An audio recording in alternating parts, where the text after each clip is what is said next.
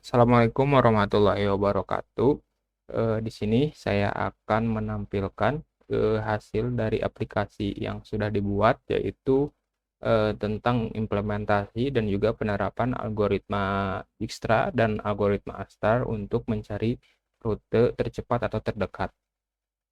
Untuk parameter yang digunakan untuk algoritma kedua algoritma tersebut, yang pertama ada kondisi lalu lintas. Kondisi lalu lintas ini diambil dari API ini, Air Traffic API.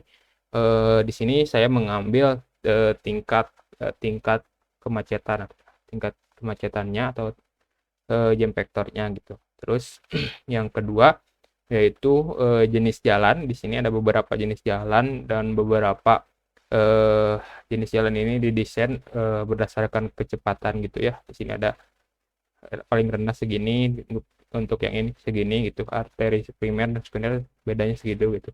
Nah, ini kita akan jadikan parameter atau bobot untuk nantinya digunakan dalam algoritma Astar dan Dijkstra.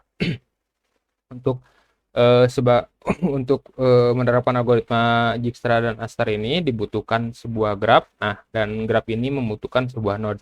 Untuk node sendiri di sini saya sudah buat terdiri dari beberapa jenis data atau tipe data. Yang pertama yaitu kantor. Di sini kantornya itu yaitu kantor pemadam kebakaran. Terus ada tempat kejadian yang nantinya akan dikirim oleh user, dan ada titik-titik atau jalan gitu ya. Di sini sudah ditambahkan. Terus untuk menambahkan data seperti ini, kita bisa pilih ini udah ada lokasinya.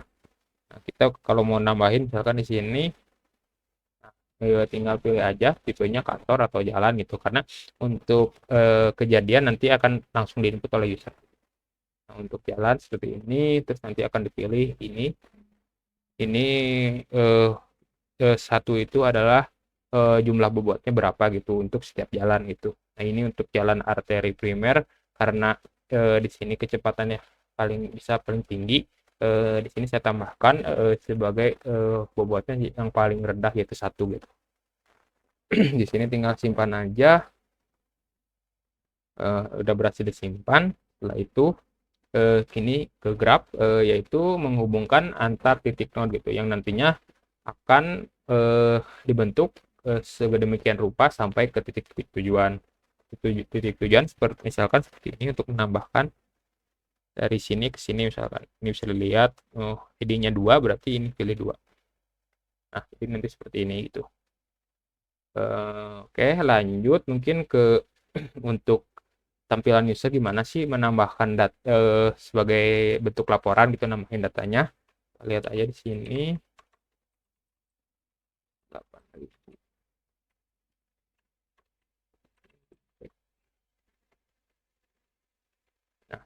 Nah, nanti sebagai user kita tampilannya seperti ini terlebih dahulu. Terus kita klik laporkan di sini. Di sini juga sama. Nanti pelapor akan mengisi nama, terus pilih titiknya di mana gitu ya, titik kebakarannya. Terus jenis laporannya apa, apakah penyelamatan, apa pemberdayaan masyarakat, atau pencegahan kebakaran, atau yang lainnya. Nah, setelah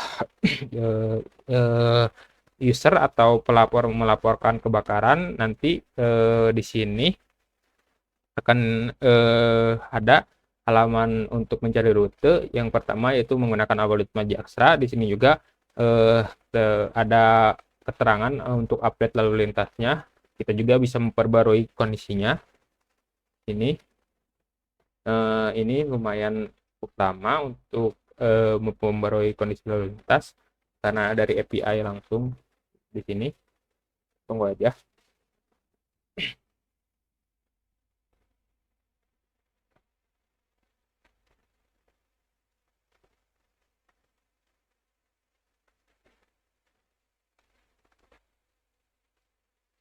Ketika nanti udah selesai, ini nanti akan merefresh lagi.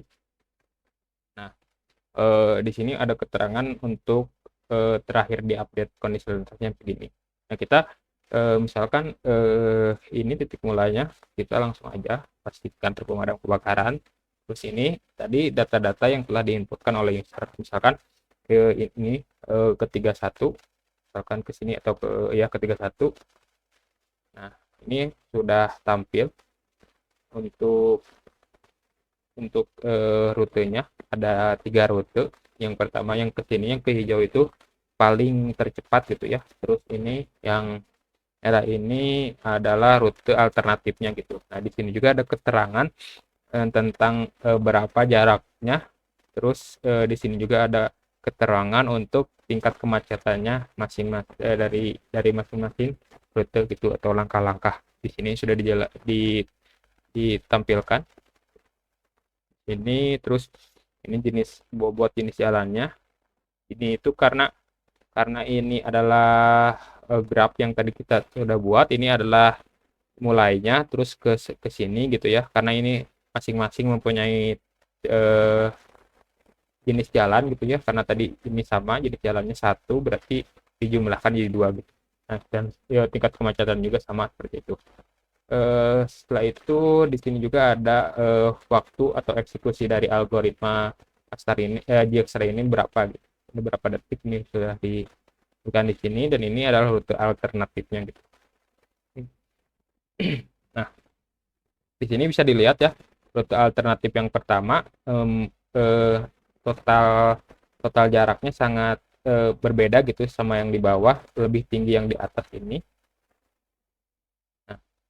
Mengapa demikian? Walaupun jaraknya ini jauh, tapi ini juga dilihat dari tingkat kemacetan untuk rutenya gitu, sama buat jenis jalannya berapa gitu. Ini akan menentukan algoritma Dijkstra akan memilih rute mana yang paling tercepat gitu nantinya gitu sih. Terus yang Astar juga hampir sama untuk secara tampilan sama sama secara tampilan sama aja gitu sama yang tadi, cuman di sini mungkin akan berbeda di tentang execution time-nya berapa gitu, apakah ini lebih cepat atau lebih lambat gitu. Ini terus ini pilih, ini juga sama. Nah, ini juga sama, menyarankan yang ini menjadi alternatif rute yang kedua gitu. Nah, setelah itu mungkin di sini juga ada kemungkinan rutenya tidak akan ketemu gitu. Nah, rute ini tidak ditemukan mungkin karena sebagai 45 sebagai grafnya ini kita belum ada nih penghubungnya di sini. Ini kemungkinan 45 di sini. Nah, ini kemungkinan antara ini ke sini belum terhubung, ini juga ke sini belum terhubung. Nah, jadi untuk supaya ketemu kita harus saling menghubungkan antar node ini gitu. Seperti itu.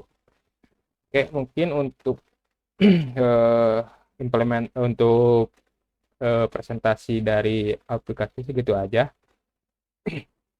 Mohon maaf bila banyak kekurangan dari perkataan ataupun dari aplikasinya.